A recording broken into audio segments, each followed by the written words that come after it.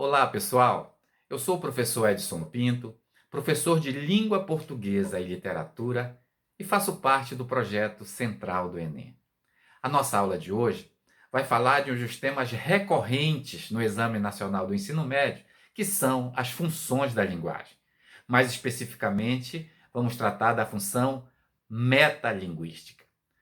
Para nós entendermos as funções da linguagem, é preciso, primeiro, observarmos que estas funções estão diretamente relacionadas aos chamados elementos da comunicação: o emissor, o receptor, o canal, não é isso? O código, a mensagem, o contexto em que essa mensagem é produzida. E devemos entender também que cada uma dessas funções tem um objetivo específico no nosso processo de comunicação. Por isso, entender, compreender como se dá o processo de comunicação pode nos ajudar em muito em desenvolver as nossas habilidades linguísticas. E hoje, mais especificamente, vamos tratar da função metalinguísticas nas linguagens artísticas para que possamos resolver uma questão do Enem de 2020. Vamos lá? Bom, como eu já disse, as funções da linguagem, elas obedecem objetivos de acordo, né, com aquilo que se deseja. Se a ideia é manifestar emoção, sentimentos, eu vou utilizar a função chamada de emotiva, em primeira pessoa, né? Existem as características de cada uma dessas funções.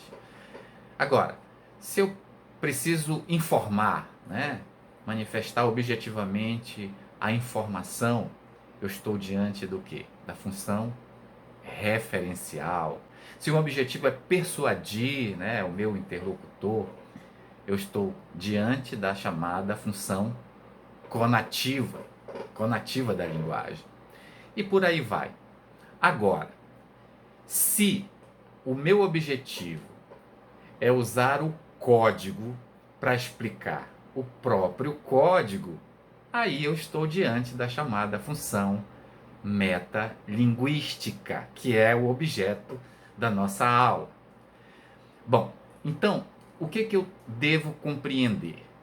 Que a função metalinguística, ou a metalinguagem, como nós vamos chamar, ela se manifesta quando a preocupação do emissor é utilizar o processo de comunicação para explicar o quê? O código. E o que é isso? Como é que funciona? Por exemplo, ah, vamos entender da seguinte maneira: o que é frase? Ora, quando eu não sei, onde é que eu costumo buscar a explicação de determinados vocábulos? O dicionário é um bom exemplo, né? Se eu for ao dicionário, ou mesmo já tenho esse conceito formado, eu vou dizer que frase é qualquer enunciado linguístico que tenha sentido completo. Olha só, o que foi que eu fiz? Eu expliquei o código, frase, utilizando o próprio código. Quer dizer, o código, quando a preocupação do emissor, né, está centrada no código, eu estou diante da chamada função metalinguística. Só que, com o passar do tempo, né, a metalinguagem ela vai chegar em outras formas de linguagens. É o caso das linguagens artísticas. Então eu tenho essa preocupação, né, de explicar o código com o próprio código, a linguagem com a própria linguagem, na pintura, na música, na literatura, no teatro. Tá?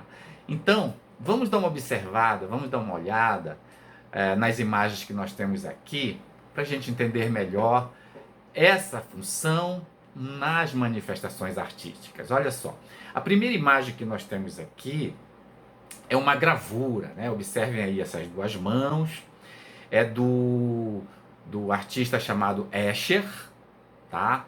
Que inclusive já foi questão do Enem, é essa imagem que você está vendo aí. E o que foi que ele fez? Qual é o ofício do Escher? ele é um desenhista, né? Ele é um pintor. E veja o que foi que ele fez. Ele utilizou a linguagem da pintura, né? Do desenho, para produzir exatamente aquilo que ele faz. Um desenho. Né? Então, o exemplo de metalinguagem está presente quando ele utilizou a linguagem, né, para produzir a mesma da qual ele é o artista construtor. Tá? Embaixo, nós temos uma outra tela aí, a imagem do famoso pintor holandês Van Gogh, tá? O mais importante nome, né, da pintura pós-impressionista na Holanda. E aqui nós temos o chamado autorretrato. Veja só, o pintor Van Gogh produziu uma tela, uma pintura com a sua imagem pintando. É a linguagem da pintura falando da própria pintura. Outro exemplo, né? Interessante do uso da metalinguagem. E mais ao lado aí nós temos uma letra de música, o Sambinha de uma Nota Só, do saudoso Tom Jobim. Olha o que diz. Samba de uma nota só. Eis aqui este sambinha, feito de uma nota só. Outras notas vão entrar, mas a base é uma só. Esta outra é consequência do que acabo de dizer, como eu sou a consequência inevitável de você. Bonitinho, né? Aqui, ao construir a letra Samba de uma Nota Só, o Tom Jobim vai nos dizer como se deu esse processo de criação. Ou seja, usou a linguagem da criação da letra da música para falar de como ela foi feita, né? Eis aqui este sambinha. Veja, o sambinha é feito de uma nota só, tá? E depois as outras notas vão entrar. Então nós temos 3 exemplos aqui interessantes dessa função, né, do código, que trata do próprio código, também como exemplos do cinema, né, os clássicos, Cinema Paradiso, né, fica como dica para vocês assistirem. Cinema Paradiso fala, né, do amor daquele menino já pelo cinema.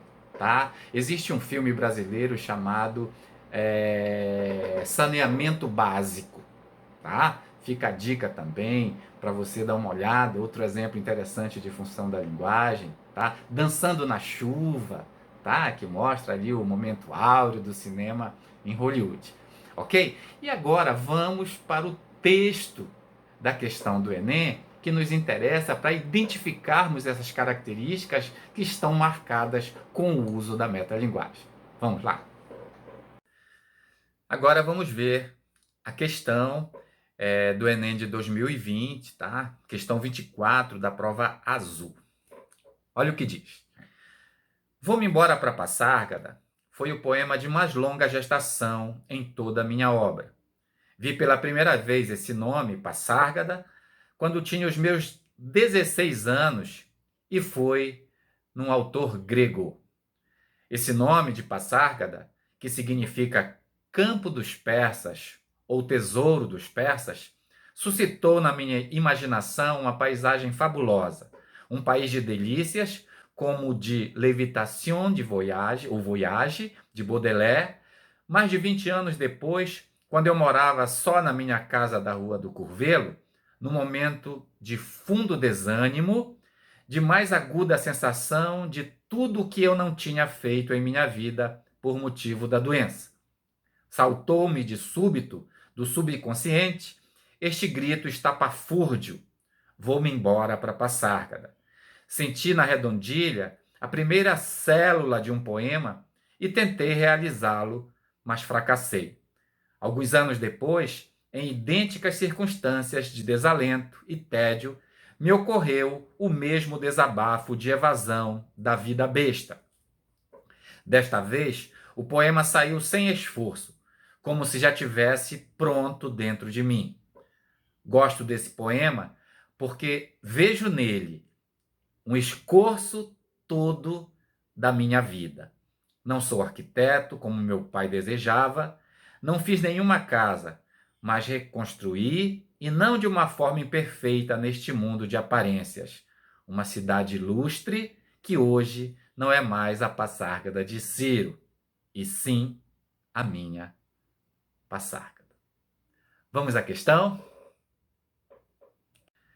Como se percebe, o texto que acabamos de ler fala de um poema que ele já escreveu, né? E mostra como se deu esse processo de criação. Ou seja, ele está falando aqui para nós, muito tempo depois de ter escrito o poema Vou-me embora para Passárgada, como se deu, né? As dificuldades que ele teve, a primeira tentativa, onde ele encontrou esse nome, o que isso significou na vida dele, né?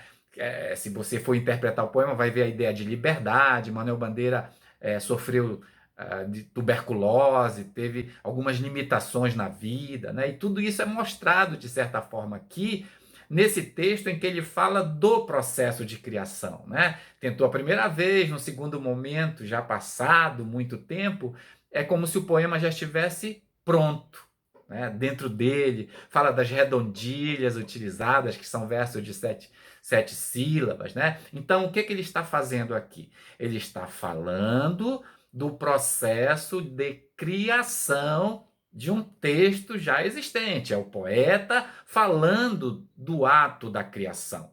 Tá? Ele não está escrevendo o poema aqui, ele está falando como foi feito. Assim como nos exemplos anteriores da pintura, da gravura, né? E da música que nós vimos. Tá? Vamos às questões.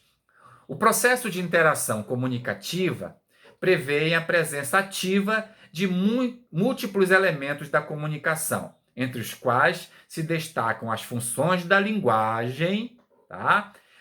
Nesse fragmento, a função da linguagem predominante. Cuidado, ok? O texto pode ter mais de uma função. O que você deve ficar atento é para a predominância. Letra A.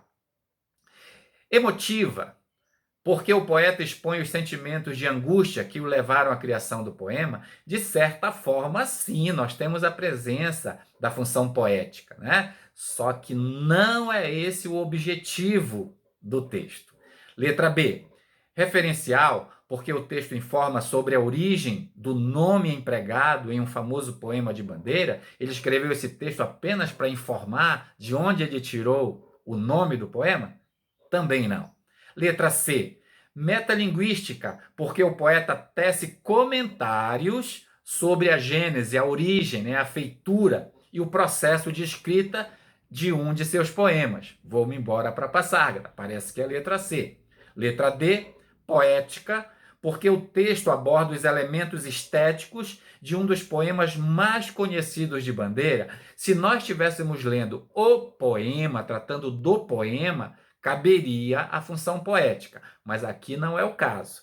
Letra E, apelativa, porque o poeta tenta convencer os leitores sobre sua dificuldade de compor um poema. Até ele fala da dificuldade, mas não é essa a intenção.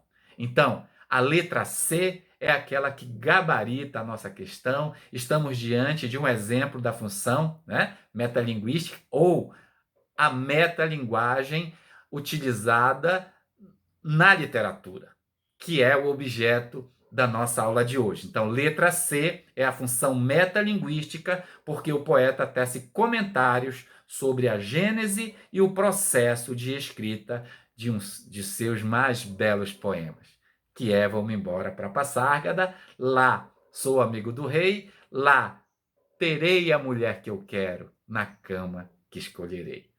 Beleza? Um grande abraço e até a próxima aula. Tchau!